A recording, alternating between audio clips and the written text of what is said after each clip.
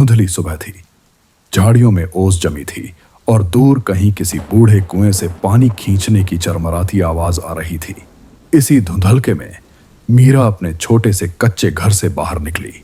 वह गांव की सबसे शांत और सीधी लड़की मानी जाती थी, पर पिछले कुछ दिनों से उसके चेहरे पर अजीब सा डर और थकान झलक रही थी, जैसे रातों की नींद उससे रूठ गई हो। गांव वालों ने भी नोटिस किया था कि मीरा अब पहले जैसी नहीं रही। कभी अचानक चिल्लाकर रो पड़ती, कभी किसी खाली कोने को घूरने लगती और कभी अपनी ही छाया से डरकर पीछे हट जाती। लेकिन किसी को सच्चाई का अंदाजा नहीं था। अजीब शुरुआत उस रात मीरा अकेली घर में थी। मां शहर गई थी इलाज करवाने, पिता खेत में और भाई रिश्तेदारी में। घर में सिर्फ वो थी और वो चीज जिसकी आहटें वो पिछले एक हफ्ते से महसूस कर रही थी।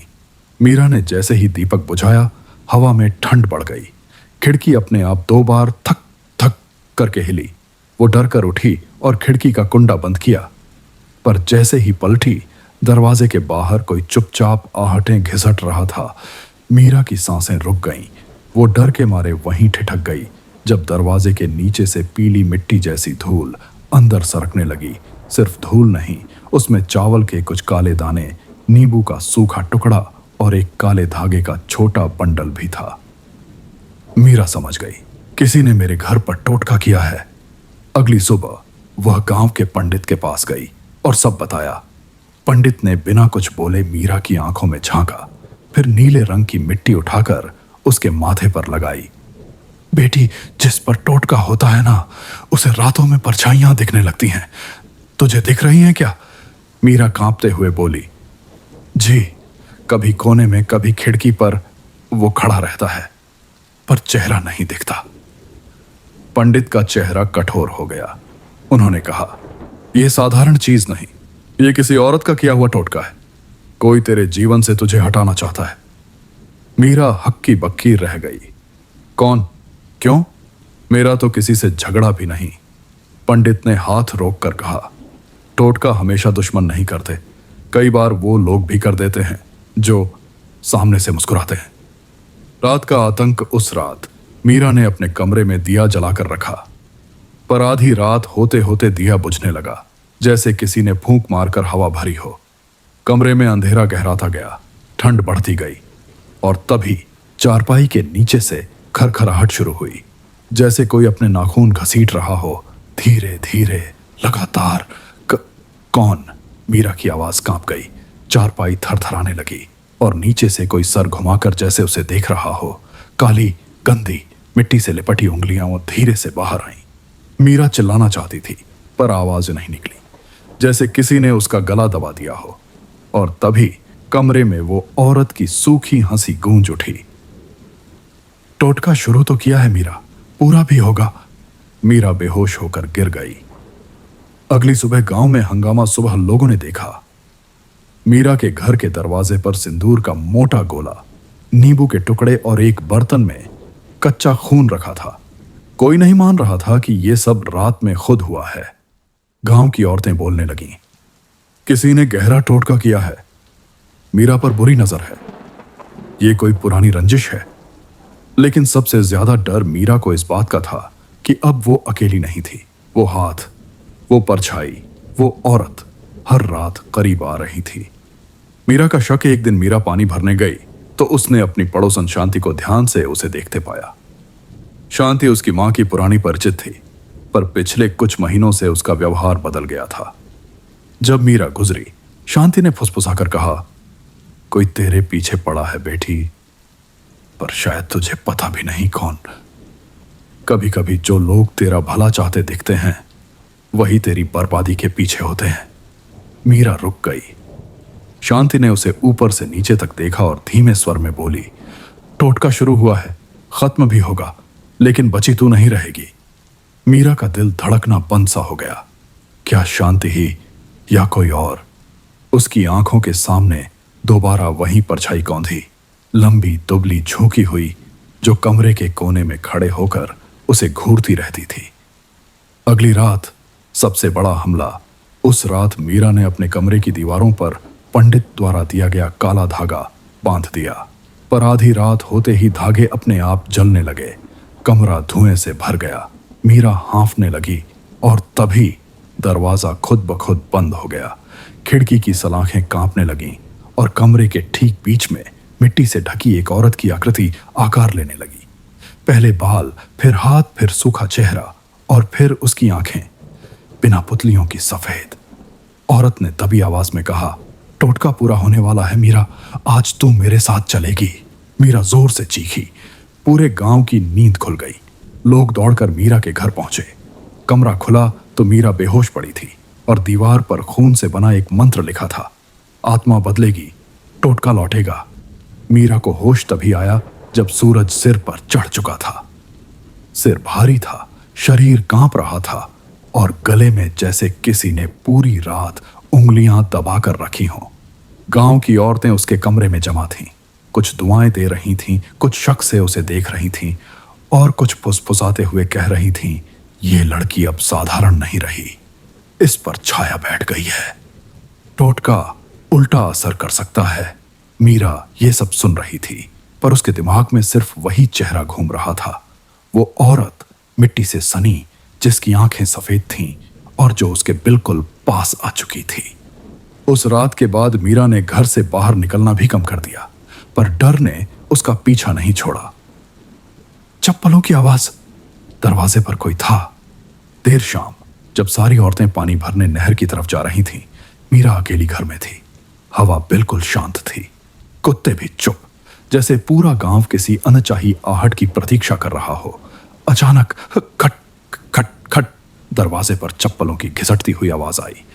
मीरा ने सोचा शायद कोई पड़ोसी होगा, लेकिन दरवाजा खोलते ही उसका दिल जैसे रुक गया। दरवाजे के बाहर कोई नहीं था, बस दहलीज पर कच्चे सिंदूर की मोटी लाइन, उसमें 3 काले चने और 1 तांबे का सिक्का रखा था। यह साफ था टोटका और आगे बढ़ चुका था। गांव की औरतें जानती थीं, यह वो टोटका होता है जो किसी की आत्मा को खींचने के लिए किया जाता है। पंडित भी डर गया। मीरा दौड़कर पंडित शिवानंद के पास पहुंची। उसने सब बताया, दहलीज, चने, सिंदूर, सिक्का। पंडित ने पहली बार घबराकर उसके हाथ से सिक्का दूर फेंक दिया। किसी ने तुझे सिर्फ डराया नहीं, तुझे बांधने की कोशिश की है। आज रात तू अकेली मत रहना। मीरा रो पड़ी, लेकिन कौन कर रहा है मेरे साथ ये सब? पंडित ने उसकी आंखों में गहरी नजर डाली, जैसे कुछ पढ़ने की कोशिश की हो। फिर धीरे से बोला, मीरा, जिसे तू अपनी अपनी समझती है, शायद वही तेरे खिलाफ है। औरत का टोटका औरत पर ही सबसे ज्यादा असर करता है। मीरा को अचानक शांति याद आई। उसकी अजीब बातें, उसका घूरना, उसका डरावना व्यवहार, पर क्या सच में वही थी? सच का संकेत उस रात मीरा घर लौटी तो देखा, तुलसी के गमले के नीचे लाल कपड़े में लिपटा एक गुड़िया जैसा पुतला रखा था। उसके बाल असली लग रहे थे, चेहरा मिट्टी से बना था और उसकी आंखों में मीरा की पुरानी झुमकी जड़ी हुई थी। मीरा की चीख निकल गई, ये मेरी झुमकी, ये तो मैंने खोई थी। अब साफ था, कोई बहुत नजदीकी व्यक्ति मीरा की चीजें चुरा चुरा कर टोटका कर रहा था। मीरा भागकर कमरे में गई और दरवाजा बंद कर लिया, पर जैसे ही वो रोते हुए चारपाई पर बैठी, कमरे की छत से मिट्टी गिरने लगी, धीरे धीरे पर लगातार, जैसे ऊपर कोई रेंग रहा हो। फिर थक थक थक कुछ भारी उसके ठीक ऊपर चल रहा था। मीरा ने सांस रोक ली। उसने कभी ऊपर नहीं देखा, पर हवा में फिर वही गंध भर गई, सूखी मिट्टी, नींबू, काला धागा और किसी जली हुई चीज की बदबू। और फिर छत से झुककर वही औरत दिखाई दी, सफेद आंखें, बिखरे गीले बाल और होंठ सिलाई वाले धागों से टांके हुए। उसकी फटी हुई आवाज निकली, मीरा, वो तुझे नहीं छोड़ने वाली, वो तो बस मेरे जरिए तुझे लेने आई है। मीरा ने कांपते हुए पूछा, कौन है वो? औरत हंसी, धीमी लेकिन इतनी डरावनी कि मीरा की रूह कांप गई। फिर उसने अपना लंबा हाथ बढ़ाकर मीरा के गाल को छुआ और फुसफुसाई, जिससे तू रोज मिलती है, जो तुझे बहन कहती है, जिसके साथ तू हंसती है, वही कर रही है ये टोटका। मीरा का दिमाग सुन्न हो गया। वो जानती थी ये इशारा किसकी तरफ था, शांति या कोई और। लेकिन इससे पहले कि मीरा कुछ समझ पाती, छत की मिट्टी धड़ाम से गिरी और वो परछाई गायब हो गई। कहानी यहीं खत्म नहीं होती। मीरा को अब सच्चाई का पता लगाना ही होगा। जिस इंसान को वो अपना सबसे नजदीकी मानती थी, वह ही उसकी मौत का कारण बन रहा था। और उस रात वो चेहरा सामने आएगा जो टोटके के पीछे था। उस रात मीरा ने अपने कमरे का दरवाजा बंद किया, लेकिन नींद उसके पास भी नहीं पहुंची। हर कुछ मिनटों में दीवार के पीछे किसी के चलने की आवाज आती, जैसे कोई कच्ची मिट्टी में उंगलियां घुमा रहा हो। घर की हवा भारी थी, डर में भीगी हुई, और मीरा की सांसें छोटी पड़ रही थीं। सुबह होने पर मीरा पंडित शिवानंद के पास भागी। उसकी आंखें सूज चुकी थीं, आवाज कांप रही थी। पंडित जी, वो औरत वापस आई थी। उसने कहा कि मेरे सबसे करीब वाला ही मुझे मारना चाहता है। पंडित ने गहरी सांस ली, जैसे वो पहले से कुछ जानता था। मीरा, क्या तूने हाल ही में किसी को अपनी चीजें दी थीं? कंगन, चूड़ी, कपड़ा, कुछ भी? मीरा ने थोड़ा सोचा, फिर उसका चेहरा सफेद पड़ गया। हाँ, कुछ दिन पहले शांति ने कहा था कि उसे मेरी चांदी की पायल बहुत पसंद है। मैंने उसे दे दी थी। पंडित ने अपना माथा पकड़ लिया। बस यही गलती हो गई।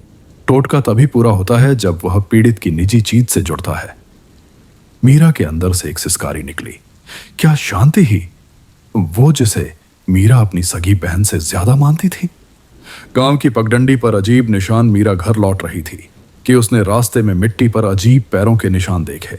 छोटे छोटे, जैसे किसी बच्चे के पैर हों, पर उंगलियां 5 नहीं 7 थीं। निशान सीधे उसी दिशा में जा रहे थे, शांति के घर। मीरा के कदम रुक गए। उसका दिल इतनी तेज धड़क रहा था कि वह खुद सुन पा रही थी, पर डर के बावजूद वह आगे बढ़ी। जैसे ही वह शांति के दरवाजे तक पहुंची, उसने देखा दरवाजे की दहलीज पर वही तांबे का सिक्का, वही 3 काले चने और लाल रंग से बना एक गांठ का चिन्ह। पर सबसे खतरनाक बात थी, उसके ठीक ऊपर दीवार पर कोयले से लिखा था, 3 रातें और फिर उसका शरीर मेरा। मीरा के पैरों से जैसे जमीन खिसक गई। टोटका चल रहा था और वह सिर्फ 3 रातों की मेहमान थी।